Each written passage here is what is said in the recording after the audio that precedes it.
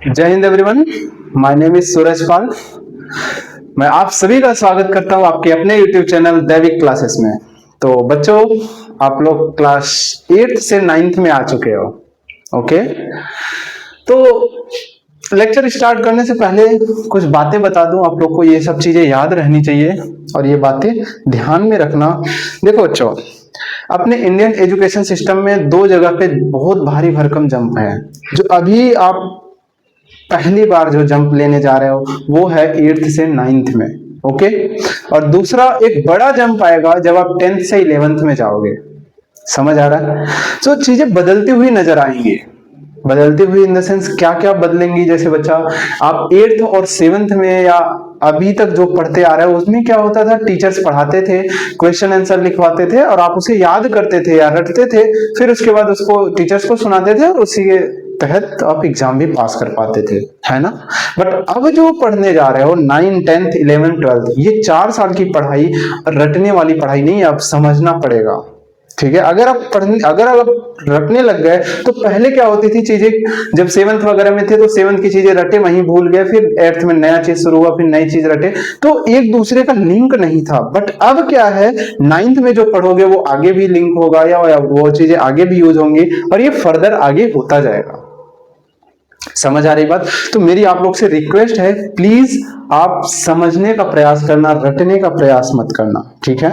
दूसरा, और अब की जो पढ़ाई होगी बड़ा ही इंटरेस्टिंग होगी और बहुत ही मजेदार होगी। मुझे याद है अपने समय जब मैं 8th से 9th में गया था तो उस टाइम मेरा स्कूल भी चेंज हुआ था, क्योंकि वहां पे 8th तक ही स्कूल था, तो उसके बाद हमने 9th में कर लिया। तो 9th में कोई दूसरा स्कूल मिल गया, फिर वहां चले गए तो और ज्यादा एक्साइटमेंट था। अभी आप लोग के अंदर बहुत एक्साइटमेंट होगी, बुक्स वगैरह खरीदते होगे या चीजें आप सोच रहे होगे अब तो 9th में आ गए। और होता भी है, पहले 9th और 10th को मिला के हाई स्कूल कहा जाता था जनरली, अब तो हाई स्कूल 10वीं को ही कहा जाता है। बट कहते थे अब बच्चे धीरे धीरे बड़े हो गए। सो बच्चों, बड़े होने के साथ साथ अब आपको जिम्मेदारी उठानी पड़ेगी। क्या जिम्मेदारी है? जैसे कुछ बच्चे हैं उनका खेलने में रुचि होता है, किसी का सिंगिंग में, किसी का डांसिंग में। तो बच्चों अभी आप अपना कैरियर डिसाइड कर लो। अब कहोगे अभी क्यों बोल रहे सर? अब अगर आपने अभी से सोच लिया कि हाँ हमें इस सेक्टर्स में जाना है तो उधर ज्यादा समय दो, बची हुई चीजें फिर पढ़ाई पे दो। और अगर आपका इंटरेस्ट पढ़ाई पे है तो बच्चा अब कमर कस लो, एकदम बांध लो और तैयार हो जाओ कि अब पढ़ना है। 4 साल ढंग से पढ़ना है, क्योंकि 4 साल की ये पढ़ाई आपकी बेस स्ट्रॉन्ग करेगी। जैसे एक घर बनाते हैं तो न्यू को स्ट्रॉन्ग करना बहुत जरूरी होता है। नहीं तो अगर आप बिल्डिंग उठाते गए, किसी दिन एक ऐसा फील होगा कि आप बिल्डिंग उठाते तो गए पर इतना ज्यादा लोड हो गया कि न्यू ही चली गई नीचे। समझ में आया? तो ऐसी कंडीशन आपके साथ ना बने, इसलिए पहले ही हिदायत दे दे रहा हूं, क्योंकि बहुत सारे बच्चे आगे चल के बहुत ज्यादा दुखी होते हैं कि हमारा तो बेस ही नहीं स्ट्रांग है। अगर आपका बेस स्ट्रांग हो जाएगा तो आपका पढ़ाई में मन लगेगा और चीजें अभी से सही हो जाएंगी। मैं पहले ही कह रहा हूं, 9, 10th, 11, 12th आपको ढंग से पढ़ना है। अभी की जो पढ़ाई थी भूल जाओ। अगर आपको कुछ भी नहीं आता ना, अरे क्या बताऊं मैं, मेरे को फ्रैक्शन का जोड़ भी नहीं आता था, हकीकत बता रहा हूं। करंटली मैं जवाहरलाल नेहरू यूनिवर्सिटी से इंजीनियरिंग कर रहा हूं। जेई में मेरे 97.4 परसेंटाइल आए थे। जानते हो कैसे बच्चों को, जिसको ये तक का जोड़ भी नहीं आता था, इसको क्या जोड़ते थे पता? ऊपर का ऊपर जोड़ देते थे और नीचे का नीचे जोड़ देते थे। ये आंसर बताते थे टीचर को, और टीचर बहुत मारते थे। मुझे याद है मेरे मैथ्स के टीचर तो वैसे ही काफी स्ट्रिक्ट होते थे, बहुत मारते थे यार, बहुत ज्यादा। खैर उनकी मार आज कहां तक पहुंचा दी जिसका कोई हम जिक्र भी नहीं कर सकते बच्चा, बहुत ही ज्यादा। हाँ, तो इन्हीं सब बातों के साथ में अपना ये चैप्टर शुरू करते हैं। क्लास 9 का फर्स्ट चैप्टर है मैथमेटिक्स में नंबर सिस्टम। तो बच्चों, नंबर सिस्टम स्टार्ट करने से पहले हम पूछते हैं नंबर क्या होता है। What is number? नंबर क्या है? थोड़ा सा आप सोचो, जरा इत्मीनान से सोचो कि नंबर सोचते ही हम क्या समझते हैं? 1, 2, 3, 4 या डेसिमल वगैरह, यही सोचते हो? 1, 1.5, 2, 2.5, यही सब आप समझते हो नंबर से? नहीं, नंबर सिस्टम में बहुत बड़ी चीज है। समझ में आ रहा है? नंबर सिस्टम अपने आप में बहुत विशाल है, ऐसे नहीं चैप्टर इंक्लूड कर दिया गया। अभी ये तो मैथमेटिक्स का पहला चैप्टर है, बहुत बेसिक चैप्टर है ये। लेकिन हम आज आपको ऐसी भी चीजें समझाएंगे या समझाने की कोशिश करेंगे जो आपकी किताबों में तो नहीं है। अच्छा, एक बड़ा इंपॉर्टेंट बात बताने वाला हूँ कि अब ना, अभी तक जो आपकी किताबें चलती थी वो स्कूल वगैरह से रिलेटेड होती थी, यानी स्कूल वाले जो जिसके मर्जी में आता था वही चला देता था। लेकिन 9, 10, 11, 12 में ना एनसीईआरटी फॉलो करना होगा आपको। और मैं एनसीईआरटी को हमेशा ही कहूंगा कि ये बहुत ही खराब बुक है पढ़ने वाले बच्चों के लिए। अभी एनसीईआरटी वाले उठाएंगे मेरे पे अभी कि क्या कर रहा है मास्टर। हाँ, इसका ड्रॉबैक समझाता हूँ क्या दिक्कत आ रही है बच्चा। मैं आपसे एक बात कहूंगा कि अगर आपके घर में कोई बड़े बुजुर्ग हो, पापा, ताऊ, दाऊ, ये लोग अगर पढ़े हो तो इनकी 9th की जरा एक बार किताब उठाना और आप अपनी एनसीईआरटी उठाना, आपको पता चलेगा उनकी यूं यूं बुक होती थी, मोटी मोटी, उनमें से चीजें काटी गई। अब काटने के पीछे रीजन क्या है ये समझा दूं। तो काटने का पीछे रीजन ये था बच्चा कि पहले की चीजें क्या होती थी, एक बड़ी अच्छी कहावत है, मेरे घर वाले भी हमेशा कहते थे हमें, वो बोलते थे, अगर खिलबा कूदबा होगा खराब, पढ़वा लिखबा होगा नवाब। इसका मतलब अगर आपको नहीं समझ आ रहा तो मैं समझाता हूँ। अगर आप खेलोगे कूदोगे तो खराब हो जाओगे, और पढ़ोगे लिखोगे तो क्या हो जाओगे, महान हो जाओगे। तो उनका ये कहने का तात्पर्य था, यानी उस समय के विचार थे कि पढ़ाई लिखाई बहुत जरूरी है, खेल कूद में ज्यादा कुछ नहीं। बट आज की दुनिया क्या कहती है, नहीं, हर एक चीजों को इक्वली महत्वपूर्ण या चीजों को उतना ही सिग्निफिकेंस दिया गया है। चाहे वो खेल हो, चाहे खेल कूद हो, चाहे सिंगिंग हो, चाहे डांसिंग हो, चाहे कोई भी सेक्टर्स हो, हर चीजों में एकदम बराबरी का हिस्सा दिया गया। तो इन सब चीजों को देखते हुए एनसीईआरटी ने या लोगों ने ये सोचा कि बच्चों को हम जबरदस्ती क्यों पढ़ा रहे हैं, जब अगर उसका मन कहीं और सेक्टर्स में जाने को है तो चीजों को हल्का कर दो, ताकि सारे बच्चे कम से कम 10th 12th पास कर लें। समझ आया? जिनको पढ़ाई में घुसना है वो अलग से पैरेलली बुक चलाएं। तो अब आपको टीचर्स बोलेंगे साइड बुक यूज करो। साइड बुक क्या होता है मैं समझाऊंगा। एनसीईआरटी में लेटेस्ट सपोज आपने साइंस एनसीईआरटी की खरीदी, तो एनसीईआरटी के पैरेलली आपको अलग अलग राइटर्स के बुक्स आते हैं, उनको रिकमेंड किया जाएगा इनको उठा के पढ़ो। जो पढ़ने वाले बच्चे होते हैं वो ये सारी किताब खरीदते हैं और इनको पढ़ते हैं। एनसीईआरटी में तो बहुत सारी चीजें काट पीट दी गई हैं। एनसीईआरटी सिर्फ उनके लिए है जो सिर्फ पढ़ के पास होना चाहते हैं, अच्छी बहुत डेप्थ नॉलेज नहीं है एनसीईआरटी में, मैं पहले कह रहा हूं, ठीक है। अच्छा, अब इन सब बातों के साथ मैं और आगे बढ़ता हूं, तो अपने टॉपिक्स पे वापस आते हैं जहां हम स्टार्ट कर रहे थे, नंबर सिस्टम। नंबर में हमने सबसे पहले आपसे पूछा कि नंबर क्या होता है। तो आप लोग जरा एक बार इत्मीनान से सोचो कि नंबर सोचते ही या नंबर कहते ही हमारे दिमाग में आता है कि किसी चीज की काउंटिंग करते वक्त हम जो चीजों का या जिस चीजों का इस्तेमाल करते हैं या जो चीजें हमारे दिमाग में प्रोसेस होती हैं वही एक नंबर कहलाता है। अभी तक आप ये सोचते आ रहे हो, समझ में, जबकि ये नहीं है, एग्जैक्टली ये नहीं है। जैसे मैं आपको लिखूं 1 2 3 4, ये इससे आप क्या समझ रहे हो? जैसे मैं 1 कर रहा हूं तो आपके दिमाग के पीछे क्या चल रहा है? ये तो एक सिंबल है बच्चा, ये एक सिंबल है कि ऐसे लिखा, एक डंडी दे दिया तो 1 हो गया, ऐसे लिख दिया 2 हो गया, ये लिखा 3, ये लिखा 4। लेकिन इसके पीछे क्या राज है, क्या कहानियां है? तो इसके पीछे ये है कि ये सब बहुत बेसिक, कहते ना, ऐसे बना दिया गया, चीजें बैठा दी गई आपके दिमाग में, जिसके ऊपर ही आप सोचो, इस पे सोचो ही ना। लेकिन आज मैं आपसे कहता हूं आप इस पे भी जरा सोचो, जरा ध्यान दो कि ये सब जो लिखा हुआ है 1 2 3 4, इनका मतलब क्या होता है। तो इनका मतलब बेसिकली कोई एक चीज है, अगर पड़ी है तो इसको हम कहते हैं ये एक संख्या में पड़ी है, यानी अकेली पड़ी है। तो इस अकेली पड़े होने वस्तु को हम रिप्रेजेंट करते हैं इस सिंबल से। किससे? इससे, 1 से। अगर ऐसे ही 2 ऑब्जेक्ट पड़े हों कहीं पे एक जैसे, तो हम इसको कहते हैं वहां पे 2 ऑब्जेक्ट पड़ा, फिर यूज कर लिया हमने नंबर 2। लेकिन इसके पीछे एक अलग सी इमेजिनेशन हो पा रही है कि ऐसी 2 चीजें, सॉरी 2 बार बार यूज कर रहा हूं, लेकिन 2 अब बिना कहे आप रह ही नहीं सकते, बात ये है। सो मैं ये कहना चाह रहा हूं कि नंबर सिस्टम आपको अच्छा, तो आपको अगर कोई पूछे कि नंबर क्या होता है, नंबर इज बेसिकली एक बेस बनाया हुआ चीज है, ठीक है। एक बेस बना दिया गया है जिसके ऊपर ही आप सोचते हो। उसके अगर अंदर आप सोचने की कोशिश करोगे तो आपको मिलेगा कुछ नहीं, बस इतना ही आपके दिमाग में आएगा कि हाँ ये सब चीजें एकदम बेसिक बनाई गई, जिसके ऊपर पढ़ाई को बिल्ड किया गया है, या समझाने की भाषा का है या भाषा के बीच डाल दिया गया है, ताकि हम अपने आप को एक ऊपर उठाते हुए लेके चल सके, ठीक है। सो ये होता है नंबर। अब नंबर सिस्टम में कैसे नंबर पढ़ेंगे ये देखेंगे। नंबर सिस्टम के 2 टाइप्स होते हैं, ठीक है। एक होता है रियल नंबर, दूसरा होता है कॉम्प्लेक्स नंबर। आप लोग कॉपी और पेन साथ में लेके बैठना बच्चा, और याद रखना पढ़ते वक्त एक साथ वीडियो कंप्लीट करना, बीच बीच में ऐसा नहीं, आपको फील होना चाहिए। या देखो एक बात बहुत हकीकत बता दे, पढ़ाई को पढ़ाई की तरह ही करना है, जैसा मैं कह रहा हूँ। एक साथ बैठना है, लेक्चर को एक ही गो में देखना है। जब मैं कहूँ पॉज करो क्वेश्चन लगाओ तो आपको क्वेश्चन लगाना है, जब मैं कहूँ हर चीजों को नोट करो तभी नोट करना है, और जब चीजें समझा रहा हूँ तो सिर्फ और सिर्फ मेरी बातों पे ध्यान देना है, ठीक है। चलो तो क्या कर रहा हूँ, एक रियल नंबर और एक कॉम्प्लेक्स नंबर। सबसे पहले रियल नंबर क्या होता है और कॉम्प्लेक्स नंबर क्या होता है ये समझाएंगे बाद में, लेकिन अभी आगे देखेंगे। फिर रियल नंबर के दो टाइप्स होते हैं। कितने टाइप्स? दो टाइप्स। पहला होता है रेशनल नंबर, दूसरा होता है इर्रेशनल नंबर, ठीक है। रेशनल और इर्रेशनल नंबर, ठीक है।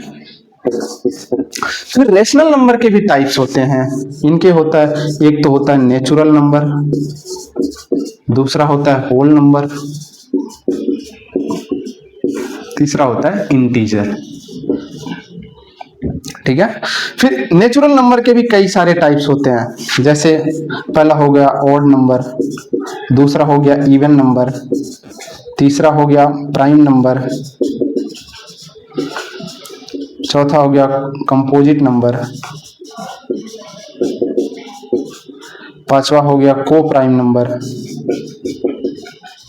इन सबको समझाएंगे बारी बारी, सभी आपको सिर्फ और सिर्फ लिखना। होल नंबर के कोई टाइप नहीं होते। इंटीजर के होते हैं, पॉजिटिव इंटीजर, नाम सुन रखा होगा 8th वगैरह में, बट कोई नहीं, हम फिर से समझाएंगे, ठीक है। दूसरा होता है negative number, sorry negative integer, ठीक है, नेगेटिव इंटीजर। तीसरा हो गया non negative number, non negative integer. अगला हो गया नॉन पॉजिटिव इंटीजर, ठीक है। एक एक करके हम धीरे धीरे इन सब को डिस्कस करेंगे, ठीक है। समझ आया? अच्छा, नंबर सिस्टम में ना सिर्फ इतना ही नहीं होता, और भी चीजें होती हैं, लेकिन अगर हम नंबर सिस्टम को पढ़ने लग गए ना तो बहुत ज्यादा टाइम जा सकता है, या चीजें समझने में बहुत ज्यादा कॉम्प्लेक्सिटी बढ़ सकती है, ठीक है। एक बात याद रखना, अब हम यहां से धीरे धीरे समझने की कोशिश करेंगे एक एक करके, ठीक है। सबसे पहली बात तो नंबर सिस्टम में क्या इतना ही होता है? नहीं, और भी चीजें होती हैं, और भी चीजें मैं थोड़ा सा और आपको किताबों से अलग ले जाना चाह रहा हूं। चलो चलते हैं, थोड़ा और एक्सप्लोर करते हैं नंबर सिस्टम में। बच्चा आप जो नंबर देखते हो ना, 1 2 3 4 5 10 12, इनमें क्या होता है, हर एक डिजिट्स का ना अपना अपना एक वेट होता है। हम एक्चुअली ये जो नंबर देख रहे हैं ये डेसिमल नंबर सिस्टम है। कौन सा नंबर सिस्टम है? डेसिमल नंबर सिस्टम है, ठीक है, डेसिमल नंबर सिस्टम है। अब इसमें कहोगे डेसिमल नंबर सिस्टम क्या और भी नंबर सिस्टम होते हैं? हाँ बिल्कुल होते हैं, थोड़ा मैं आपको समझाने की कोशिश करूंगा जरा। जैसे आपको कहीं पे लिखा हो 30 ना, या कहीं लिखा हो 36 ना, तो हर एक डिजिट का यहाँ पे वेट है। जैसे 36 लिखा है तो ये जो पहले डिजिट पे वेट है इसका वेट होता है 10 की पावर 0, और अगले वाले का वेट होता है 10 की पावर 1। तो एक्चुअल में नंबर कैसे काउंट करते हैं वो देखो, इस 10 की पावर 0 में इस 6 का मल्टीप्लाई करो, प्लस 10 की पावर 1 का इसमें मल्टीप्लाई करो 3 में, और इसे सॉल्व करो 10 की पावर 0। याद रखना, अगर कोई नॉन जीरो नंबर की पावर 0 है, यहाँ 0 नहीं होना चाहिए, कोई नॉन जीरो हो, जैसे 1 2 3 4 या कुछ और पॉइंट में भी हो तो भी चलेगा, लेकिन उसका पावर 0 हो जाए, इसकी वैल्यू 1 होती है। अब आप पूछोगे 0 की पावर 0 फिर क्या होगी? ये आपको 11th में पढ़ाया जाएगा, इनडिटर्मिनेंट फॉर्म है, ठीक है। अभी इस पे मत ध्यान दो, ओके। अब इतना समझो, कोई नॉन जीरो नंबर का पावर अगर 0 है तो उसकी वैल्यू 1 होती है। सो ये 1 हो जाएगा, 1 × 6 6 हो जाएगा, और ये 10 30 हो जाएगा, तो ये कितना हो गया ओवरऑल? 36। तो अब जाके ये नंबर पता चला। एक्चुअली क्या है, हम नंबर के नीचे ये बेस लगता है डेसिमल 10, और हम डेसिमल में ना इसे इग्नोर कर देते हैं। क्यों? क्योंकि आप कैलकुलेशन करोगे ना तो यही चीज आएगा, इसलिए बेस को हम लिखते नहीं है। जैसे नॉर्मल 30 लिखो, फिर इसको लगा के आप कैलकुलेट करोगे फिर भी वही चीज आएगा। समझ में? जैसे आप यहाँ पे 36 लिखा हमने, 36 अगर हम ऐसे लिखते 36 बेस 10, एक्चुअल रिप्रेजेंटेशन ये है नंबर का, लेकिन अब आप कहोगे अगर इसको हम कैलकुलेट करेंगे तो फिर भी वही 36 ही आएगा। समझ में? अभी ऐसे भी नंबर सिस्टम दिखाएंगे जहां यहाँ पे कुछ और लिखा जाएगा, जब उसका कैलकुलेशन होगा तो कुछ और आएगा। समझ में आ रही बात? तो अभी समझाएंगे। तो अभी जो आप देख रहे हो वो डेसिमल नंबर सिस्टम है, और डेसिमल नंबर सिस्टम में जो यहाँ पे बेस लगाया जाता है वो 10 लगाया जाता है। ये 10 ये रिप्रेजेंट करता है कि इनकी वेट जो है वो 10 की पावर में ऐसे बढ़ती जाती है। और जो नंबर यूज किया जाएगा वो नंबर कहां से कहां तक यूज होगा ये भी समझाऊंगा, ठीक है। सो अभी जितना समझाया इतना समझ गए तो ठीक है, अदरवाइज में मैं आगे और अभी इसी चीज को फिर से समझाऊंगा। थोड़ी देर आप सब्र रखो, ठीक है। तो पहले ये बता दे कितना नंबर सिस्टम होता है, इसके अलावा क्या कोई नंबर सिस्टम होता है? हाँ बिल्कुल होता है। पहला होता है बाइनरी नंबर सिस्टम। क्या आपने नाम कभी सुना इसका? हाँ बिल्कुल सुना होगा। अगर कंप्यूटर आपने पढ़ा है या कभी पढ़ा होगा तो जरूर आपको ये चीज सिखाया गया होगा कि कंप्यूटर हमेशा बाइनरी लैंग्वेज को समझता है। क्या होता है बाइनरी नंबर सिस्टम या बाइनरी लैंग्वेज, वो भी आपको समझाएंगे। दूसरा होता है octal number system, octal number system. तीसरा हो गया आपका decimal number system, decimal number system, ठीक है। चौथा हो गया आपका हेक्साडेसिमल नंबर सिस्टम। आप लोग लिखते चलना क्योंकि शायद इरेज कर दूं मैं। हेक्साडेसिमल नंबर सिस्टम, ठीक है। आप इतना लिख लो, तब तक मैं देख लूं मेरा वीडियो चल रहा है या नहीं। कभी कभी ऐसा होता है यार, वीडियो बंद हो जाता है, फिर से लिखना पड़ता है चीजों को, ठीक है। हाँ एकदम चल रहा है, कोई दिक्कत नहीं, ठीक है। चलो आप लोग लिख लिए। हम इधर से पहला स्टार्ट करेंगे बाइनरी नंबर सिस्टम, ठीक है। फिर धीरे धीरे एक एक करके समझाएंगे। आ जाओ। देखो बाइनरी नंबर सिस्टम क्या होता है ये समझाऊंगा। देखो आप जो डिजिट जानते हो या गिनती जानते हो वो यही जानते हो, 0 1 2 3 या ऐसे डॉट डॉट डॉट चलता जाता है आगे तक, ठीक है। बाइनरी का मतलब होता है 2। शुरुआत के 2 डिजिट उठाओ, 0 और 1, ठीक है। बाइनरी का मतलब 2, ये 2 रिप्रेजेंट करता है स्टार्टिंग के 2 नंबर उठाओ और इनकी कॉम्बिनेशन से ही दुनिया का हर एक रिक्वायरमेंट्स इन्हीं के रूप में रिप्रेजेंट किया जाएगा। समझ में? जैसे अगर कोई ये लिख दिया 101, ये अगर ये डिजिट लिखा हुआ है तो इसका डेसिमल में क्या होगा, यानी अच्छा एक बात बताओ, बाइनरी नंबर सिस्टम कौन समझता है? कंप्यूटर समझता है। क्यों? कभी आपने टीचर से पूछा क्या मतलब है, क्यों? चलो आज हम आपको एक रियल लाइफ से एग्जांपल देते हैं, समझ में आएगा। आपके घरों में एक स्विच होता है, बल्ब जलती है, आप स्विच को ऑन करते हो या ऑफ करते हो? ये 0 1 और कुछ नहीं, एक रिप्रेजेंटेशन है बेसिकली। 0 क्या है और 1 क्या है मैं समझाता हूँ। 0 का मतलब होता है ऑफ कर दो और 1 का मतलब होता है ऑन कर दो। इसका मतलब क्या होता है और अच्छे समझाता हूँ। कंप्यूटर को कभी बीच का रास्ता नहीं पता होता। जैसे आप स्विच ऑन करते हो, स्विच में एक या तो ऑन करो या तो ऑफ करो, कोई बीच का रास्ता ऐसा होता नहीं कि आप बटन को बीच में ले जाकर छोड़ दो। अरे यार वैसा मत कर देना कि हाँ लो मास्टर ने जबरदस्ती कर दिया, कर सकते हो बट वो बीच वाला रास्ता नहीं होता। कंप्यूटर में जब आप कोई प्रेस की को जब प्रेस करते हो, या तो वो सिग्नल को ले जाएगा या तो वो सिग्नल को बंद कर देगा, 2 ही काम होते हैं। कंप्यूटर को कोई बीच का रास्ता नहीं पता होता, उसी को कहते हैं 0 1 समझता है, यानी करो या मत करो। बीच का कोई ऐसा नहीं कि आधा करो आधा मत करो, ऐसा कोई सिस्टम नहीं है। तो कंप्यूटर हमेशा 0 और 1 को समझता है, 0 या 1, जिसे हम बाइनरी लैंग्वेज कहते हैं, ठीक है।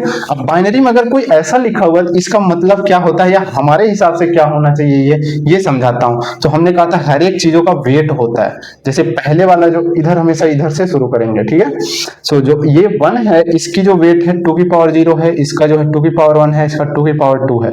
तो ये बेसिकली क्या लिखा हुआ है, 2 की पावर 0 इंटू 1 प्लस 0 इंटू 2 की पावर 1 प्लस 1 इंटू 2 की पावर 2। जरा इसको कैलकुलेट करना, ये 2 की पावर 0 मतलब 1, 1 इंटू 1 1 प्लस ये 0 हो जाएगा, 0 इंटू कुछ भी 0 हो गया, प्लस 2 पावर 2 4, 4 इंटू 1 4। तो ये बेसिकली 5 लिखा हुआ है। यानी हम जो 5 समझते हैं ना, कंप्यूटर हमारे हिसाब से ये 5 नहीं समझता, वो इससे समझता कि ये उसके हिसाब से 5 है। हर किसी इंसान के लिए अलग अलग भाषा होती है बच्चा, याद रखना। जैसे हमें हिंदी और इंग्लिश जनरली समझ आती है ना, वैसे कंप्यूटर को ये वाली भाषा समझ आती है, ना कि ये वाली जो हम बोल रहे हैं। समझ में? जैसे हम जो बोल रहे हैं या कंप्यूटर में जो आप टाइप करते हो ना, वो जनरली 0 और 1 के फॉर्म में बदलता है या सिग्नल्स में टूटता है। अब आप कहोगे सर अब कंप्यूटर तो पढ़ा नहीं रहे हैं, वो ना CS कंप्यूटर साइंस से हमने बीटेक किया हुआ है, तो इसको समझाते आपको, जब कभी जरूरत पड़ेगी तो समझाएंगे। अभी तो मैथ्स की क्लास है तो इसको यहीं पे रोक देते हैं, ज्यादा अंदर नहीं जाते हैं। अब दूसरा टॉपिक चलता है आपका, क्या होता है बाइनरी के बाद क्या है, ऑक्टल है। ऑक्टल में भी ऐसे बेस 8 होता है और ये 8 ये रिप्रेजेंट करता है कि स्टार्टिंग से 8 नंबर, तो 0 1 2 3 4 5 6 7। इसका मतलब ये होता है कि इतने नंबर के कॉम्बिनेशन से, इतने नंबर के कॉम्बिनेशन और रिपीटेशन से सारी की सारी रिक्वायरमेंट्स फुलफिल किए जाएंगे। ठीक है, ये बेस ये रिप्रेजेंट करता है। और मान लो अगर यहाँ पे कोई लिख दिया 7 8 2, तो इसका मतलब क्या होगा, डेसिमल में वो आप कैलकुलेट कर लेना, इसको 8 की पावर 0 8 की पावर 1 8 की पावर 2 करके फिर उसे कैलकुलेट करना, वो होगा डेसिमल में। कोई एक ऐसी डिवाइस होगी जो ऑक्टल समझती होगी ना, तो ये वाली नंबर का मतलब हमारे हिसाब से कुछ और होगा, वो आप कैलकुलेट करना। ठीक है, तो ये कह रहे हैं नंबर सिस्टम बेसिकली चलता है तो इन सारी बेसिस पे चलता है। अगला आपको हमने सीखा था डेसिमल, जो अभी आज आप लोग के दिमाग में चलता है। डेसिमल नंबर सिस्टम में बेस जो है वो 10 होता है और वो हम यूज करते हैं 0 1 2 से लेकर, ये 10 रिप्रेजेंट क्या करेगा, ये वाले डिजिट के कॉम्बिनेशन से हम सारे संख्या को लिखते हैं। समझ में आई बात, इन्हीं 10 डिजिट से हम सारे के सारे नंबर बनाते हैं। तो आपके दिमाग में ये वाली नंबर सिस्टम चलती है, ना कि ये सब चलती है अभी। समझ में। अगला हेक्साडेसिमल है, तो उसका जो बेस होता है वो होता है 16। कितना होता है, 16। समझ में। तो अगले वाला क्या है, हेक्साडेसिमल है। चौथा वाला हेक्साडेसिमल है, तो इसका बेस जो है 16 होता है। इसमें क्या आप कहोगे, इसमें कहां से कहां तक, तो 0 से लेके उठाता है ये 15 तक पूरा, इसके कॉम्बिनेशन से ये बनाया जाता है। तो हर एक डिवाइस का अपना अपना, आप कहोगे जैसे बाइनरी को कंप्यूटर समझता है, डेसिमल को हम समझते हैं, ऑक्टल को कोई समझता है, हेक्साडेसिमल को कोई समझता है। तो ये अभी के लिए आप इनको छोड़ दो। ठीक है, अच्छा समझ आ रहा है कि नहीं, कहीं सर से ऊपर नहीं जा रहा हो। चलो ठीक है, कोई बात नहीं, अगर सर से ऊपर जाए तो ये आपके बहुत ज्यादा काम अभी के लिए नहीं आएगा, धीरे धीरे सीख जाओगे आप।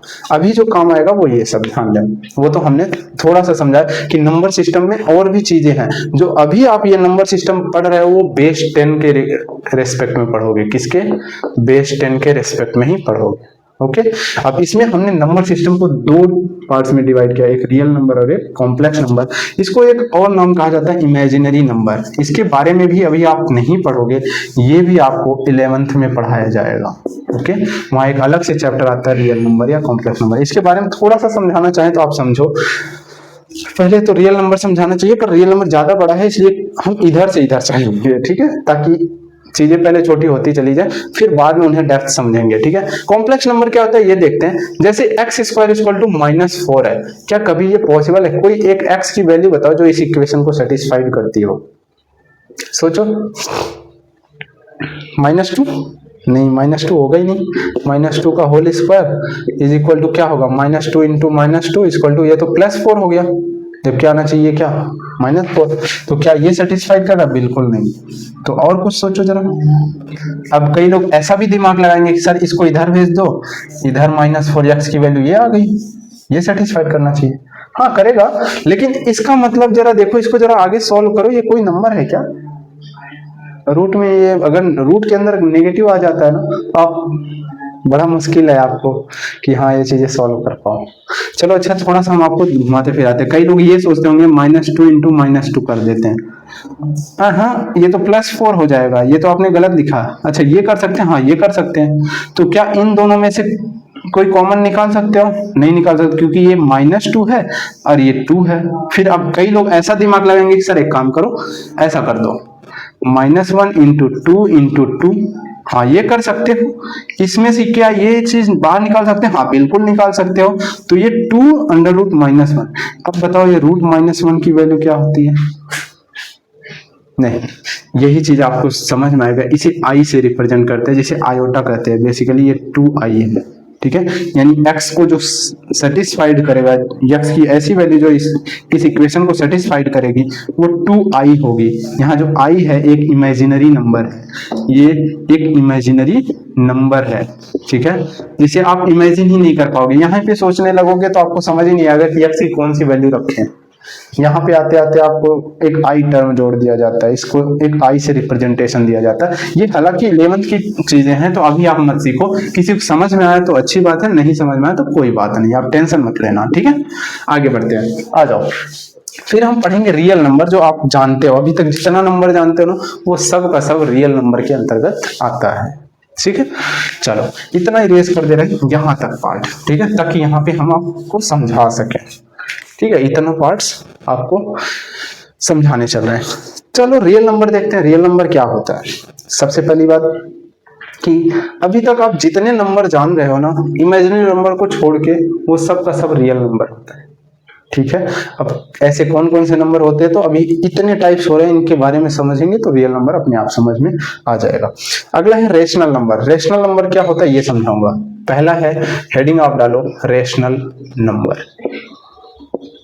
ठीक है, रेशनल नंबर का कई बार आपको 8th में भी जिक्र किया गया है या बताया गया होगा कि व्हाट इज रेशनल नंबर। सो बच्चा, रेशनल नंबर क्या है, क्या होता है ये समझाऊं कि those number which are represented in the form of p by q where p q are integer but q is not equal to 0। इसका मतलब समझाता हूं। देखो एक बात बताओ, इसको डेफिनेशन समझाने से पहले मैं आपको एक चीज समझाना चाहूंगा। एक सेब है, इसको 4 हिस्से में डिवाइड करो, इस हिस्से को क्या कैसे रिप्रेजेंट करते हो, 1/4।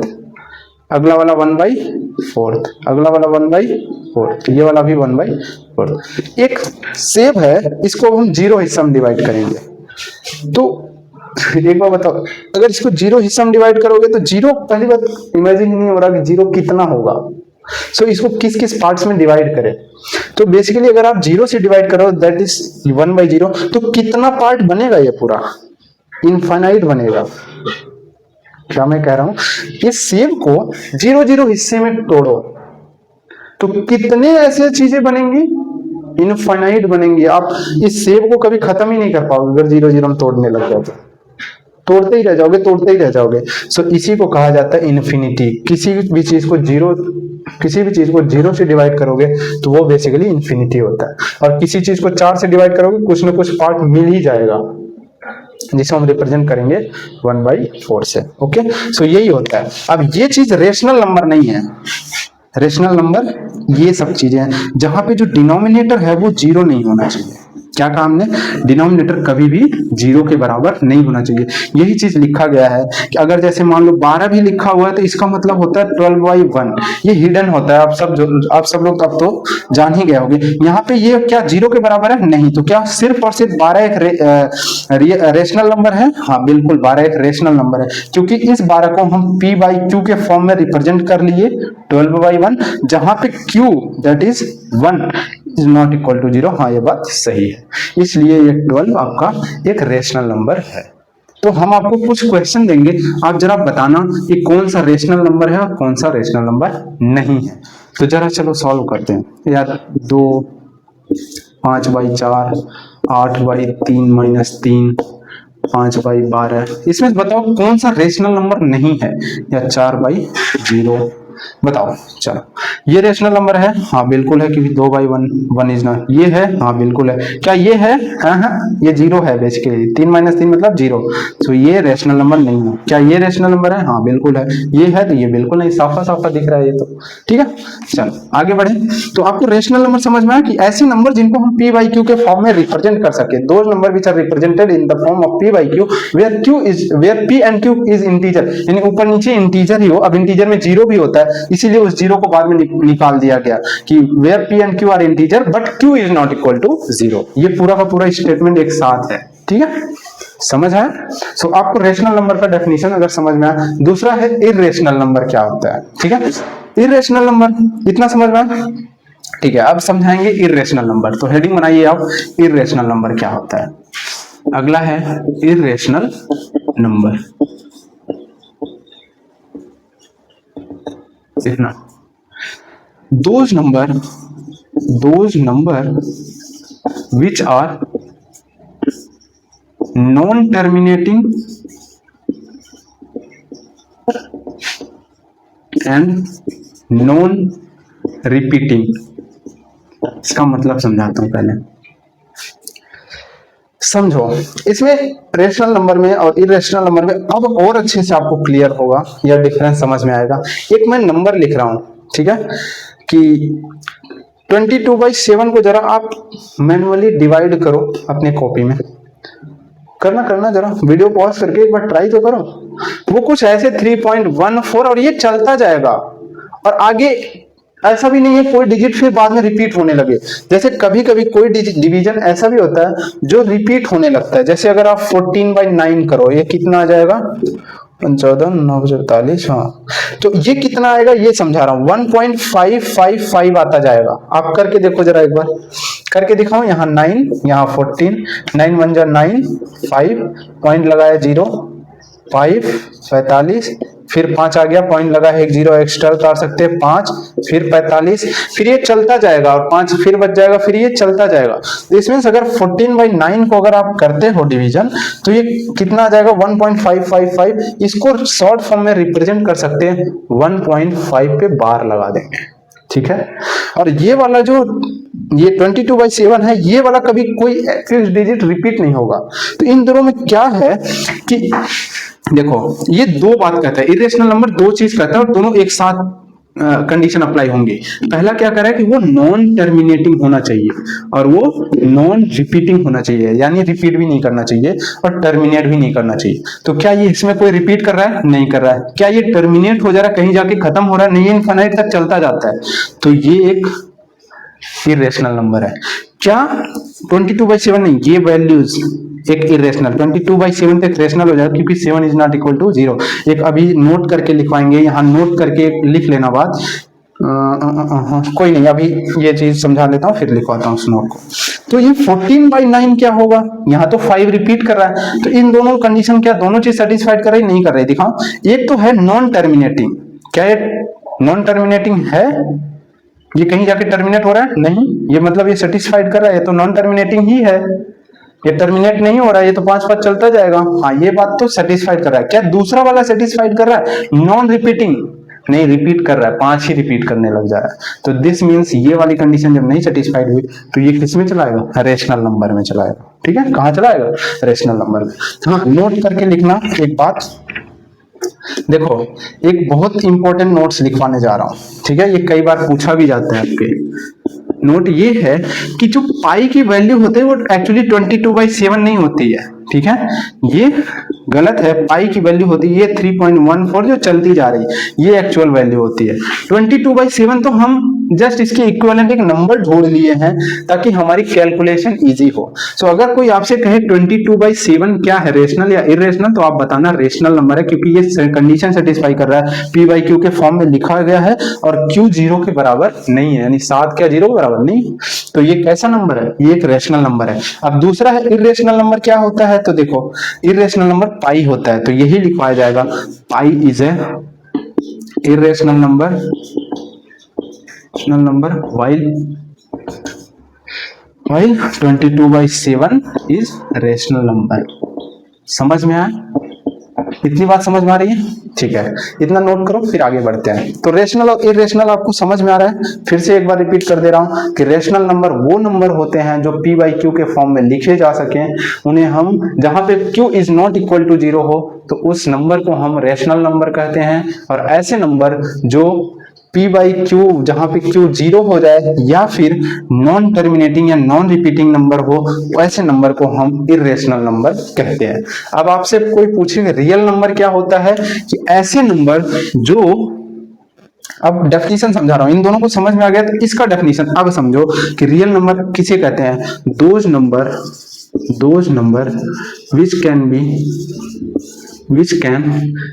which can be represented on number line system।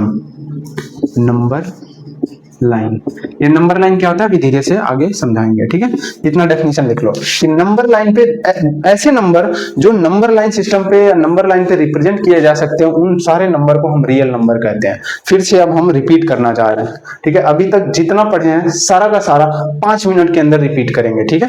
इसको इरेज कर दे रहे हैं, आप सारे के सारे कंसंट्रेट हो जाओ, ठीक है, लिखना बंद करके जल्दी से जल्दी आप फटाफट सुनेंगे सिर्फ, ठीक है।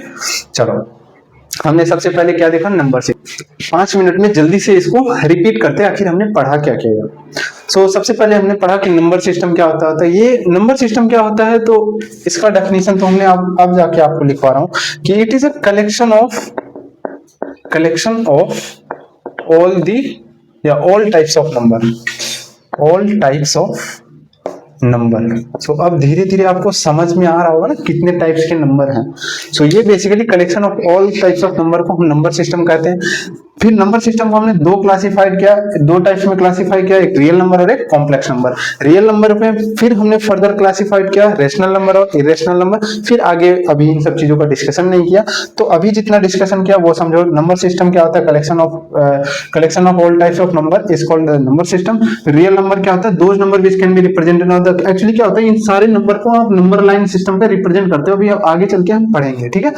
और दूसरा इरेशनल नंबर क्या होता है या रेशनल नंबर क्या होता है। रेशनल नंबर हमने बताया कि ऐसे नंबर जिनको पी बाई क्यू के फॉर्म में रिप्रेजेंट किया जा सके जहां पे q is not equal to 0 हो, ठीक है। दूसरा हमने इरेशनल नंबर बताया। इरेशनल नंबर कौन से नंबर को होते हैं, ऐसे नंबर जो नॉन रिपीटिंग नॉन टर्मिनेटिंग हो, ना तो रिपीट करे ना ही टर्मिनेट करे, एकदम वो इनफाइनाइट तक चलता जाए। सो ऐसे नंबर को हम इरेशनल नंबर कहते हैं। फिर हमने रेशनल नंबर को अब आगे चल के क्लासिफाइड किए हैं। तो अब हेडिंग बनाओ आप natural number.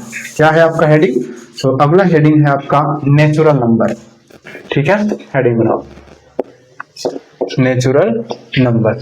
So natural number क्या होते हैं।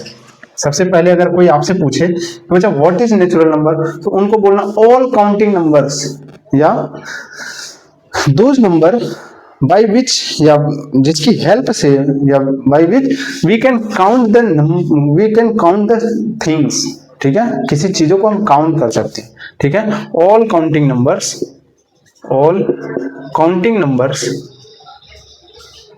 इज कॉल्ड नेचुरल नंबर, ठीक है। इसको रिप्रेजेंट क्या कैसे करते हैं, it is represented by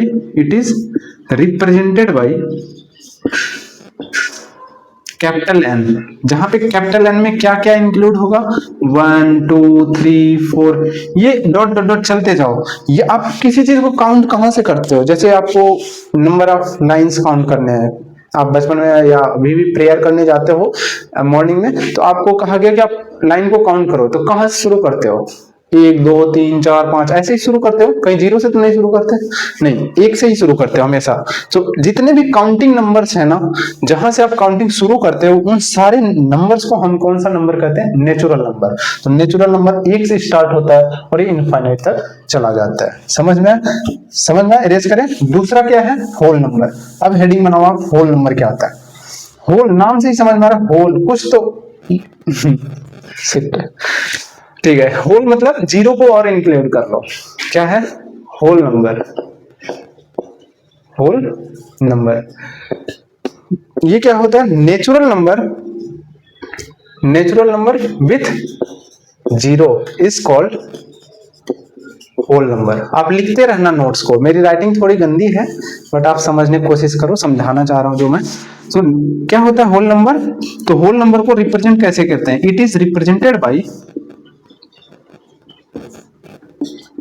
capital W, जहां पे W क्या क्या इंक्लूड करेगा, 0 1 2 3 ऐसे इनफाइनाइट तक चलता चला जाएगा, ठीक है। इसको हम क्या कहेंगे, होल नंबर कहेंगे।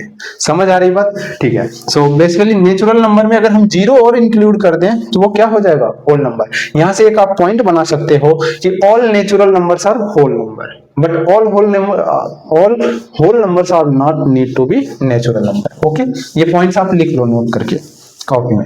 अगला है आपका इंटीजर। इंटीजर क्या होता है ये समझाएंगे, ठीक है। चलो अगला हेडिंग बनाओ आप, इंटीजर लिखो। All natural number, all positive natural number, negative natural number, या नेगेटिव नेचुरल नंबर होता है नहीं, साइन नेचुरल नंबर में बस नेगेटिव साइन लगा दो, उसे नेगेटिव नेचुरल नंबर कहते हैं। क्या बोला हमने, all natural number with positive and negative sign, and also include 0 is called integer. It is represented by capital I. So I में क्या क्या इंक्लूड होगा ये ध्यान देगा, 0 होगा, 1 होगा, 2 होगा, 3 होगा, इधर -1 -2 -3, ऐसे नेगेटिव इन्फिनिटी भाग जाओ और पॉजिटिव इन्फिनिटी भाग जाओ, यहाँ नेगेटिव नहीं है पहले से, ठीक है। सो ये नंबर्स क्या कहलाएंगे, तो ये इंटीजर कहलाएंगे। इनको इसलिए जल्दी जल्दी उड़ा रहा हूँ क्योंकि आप लोग 8th वगैरह में थोड़ा थोड़ा पढ़े होंगे, ये नहीं भी पढ़े होगे फिर भी समझ आ ही रहा होगा क्या है बेसिकली। अब हम आपको समझाना चाहिए नेचुरल नंबर क्या होता है, ऐसे नंबर जिनकी मदद से हम काउंटिंग करते हैं या काउंटिंग स्टार्ट करते हैं, ऐसे नंबर को हम नेचुरल नंबर कहते हैं। बेसिकली ये 1 से स्टार्ट होता है, क्योंकि किसी चीज को जब आप काउंट करते हो ना जनरली 1 से ही शुरू करते हो, इसलिए हम नेचुरल नंबर में कहां से स्टार्ट करते हैं, 1 2 3 4 5 6 और ये इनफाइनाइट तक जाता जाता है। दूसरा है होल नंबर। होल नंबर में क्या करते हैं, एक जीरो, नाम से ही समझ में आ रहा है, होल होल मतलब लूप कोई बन रहा हो, ठीक है। ऐसे को हम इंक्लूड कर दें नेचुरल नंबर में तो वो होल नंबर कहलाएगा। तो होल नंबर स्टार्ट होता है 0 से, 0 1 2 3 4 5 आगे भागता जाता है। अगला है इंटीजर। इंटीजर में क्या होता है, positive natural number, negative natural number with zero. क्या कहा, पॉजिटिव नेचुरल नंबर और negative natural number with zero is called integer. Okay, फिर आगे नेचुरल नंबर में भी टाइप्स होते हैं, इंटीजर में भी टाइप्स होते हैं। पहले हम इंटीजर के टाइप समझ लेते हैं। एक अगला हेडिंग है आपका पॉजिटिव इंटीजर। पॉजिटिव इंटीजर क्या होता है, 1 से लेके जितना आगे जा रहा है वो ये पॉजिटिव इंटीजर होता है, ठीक है। 0 से, sorry, positive integer, negative integer, non, ठीक है। चलो एक एक करके समझ ही लेते हैं इसको भी। मैं सोचा यहीं पे समझा दूं पर कोई नहीं, आपको समझाता हूं। इरेज कर लो और यहाँ पे समझो। अगला क्या है, पॉजिटिव इंटीजर, ठीक है। पॉजिटिव इंटीजर क्या होता है समझो, देखो 0 छोड़ दो, 0 एक न्यूट्रल मानो, यहाँ पे आप बैठ के देखना चाह रहे हो ऐसा समझो, ठीक है। 0 के उधर जितनी भी डिजिट्स आप समझ रहे हो 1 2 3 4 ये सब के सब पॉजिटिव इंटीजर आ जाएंगे, ठीक है। बेसिकली पॉजिटिव इंटीजर और natural number, sorry natural number एक ही चीज है, ऐसा भी कह सकते हो आप, ठीक है।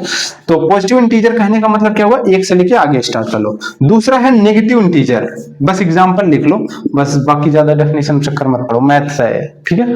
डेफिनेशन एक्चुअली ये चैप्टर ही ऐसा है जिसमें डेफिनेशन लिखवाना है, बाकी मैथमेटिक्स में डेफिनेशन पे कौन ज्यादा ध्यान देता है, और इन सब चीजों का डेफिनेशन कहीं कहीं पूछ लेते हैं और जगह जगह पे ये जरूरत पड़ेगी आपको, समझ में आया। जैसे आगे फर्दर चैप्टर्स में कहीं कहीं सॉल्व होगा, आपने वर्ड प्रॉब्लम वगैरह सुने होंगे कि 2 प्राइम नंबर्स या 2 ऑड नंबर्स, 2 इवन नंबर, तो इन सबको जानना जरूरी होता है, इसलिए जानो, रटो मत या लिखने की बहुत ज्यादा फोकस मत करो। हम अगला क्या बता रहे थे, नेगेटिव इंटीजर। नेगेटिव इंटीजर क्या होता है ये समझने की कोशिश करो। यहाँ 0 पे बैठो और पीछे देखना शुरू करो, जितने भी डिजिट्स दिख रहे हैं वो क्या होते हैं, नेगेटिव इंटीजर। -1 -2 -3 ये सब के सब क्या है, नेगेटिव इंटीजर। अगला है non negative integer. Non negative integer मतलब नेगेटिव को छोड़ के बाकी सारे, नॉन नेगेटिव इंटीजर मतलब ये वाला non negative integer.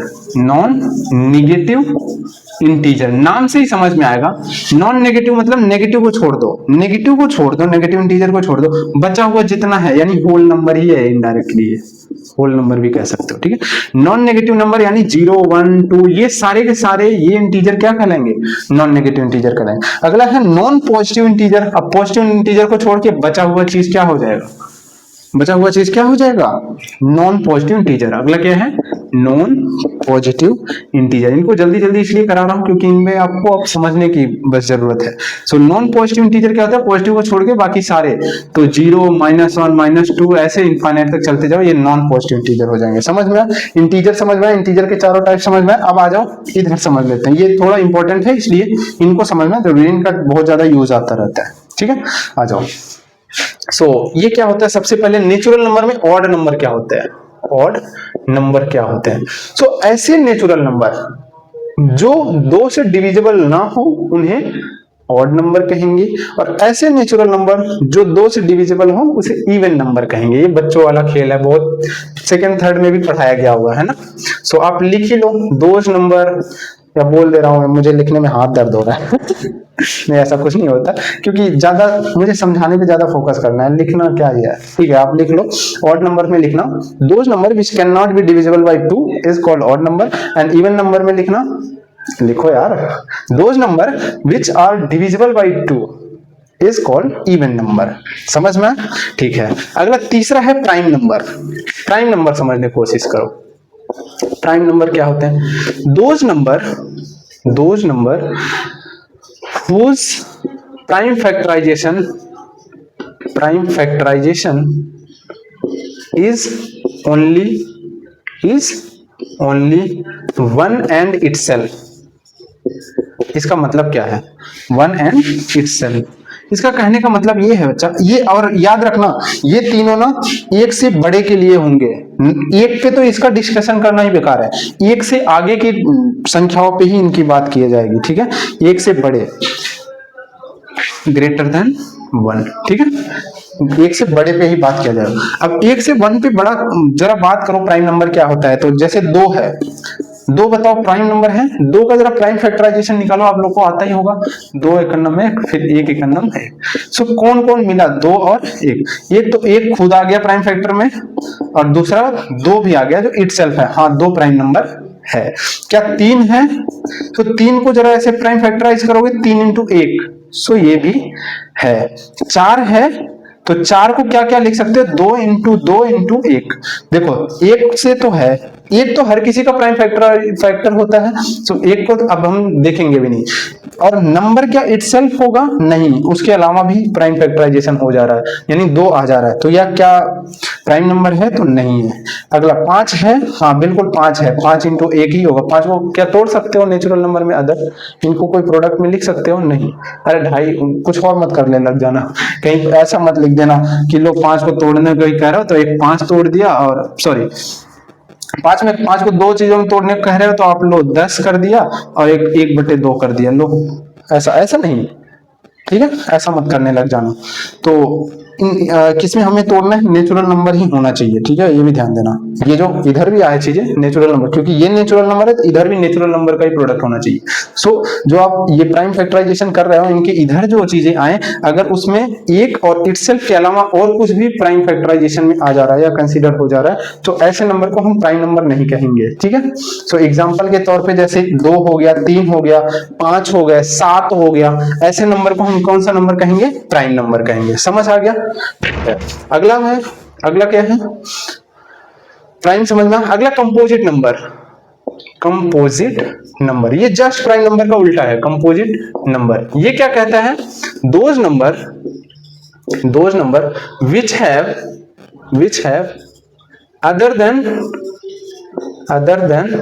one and itself, those number which have which contains other than one and itself in its prime factorization, ठीक है, इसको समझो। ये क्या कहता है? ऐसे नंबर जिनका प्राइम फैक्टराइजेशन निकालने पर आपको एक और इटसेल्फ के अलावा और कोई भी आ जाए। जैसे एग्जांपल में क्या दो में होगा? नहीं होगा। दो में एक और एक तो खुद दो, अरे दो में क्या होगा? दो इंटू एक, एक तो एक हो गया और एक खुद हो गया। क्या इसके अलावा कोई प्राइम फैक्टराइजेशन हुआ? नहीं हुआ। क्या तीन में होगा? तीन इंटू एक ही होगा। कर लो प्राइम फैक्टराइजेशन, आपको आता ही होगा।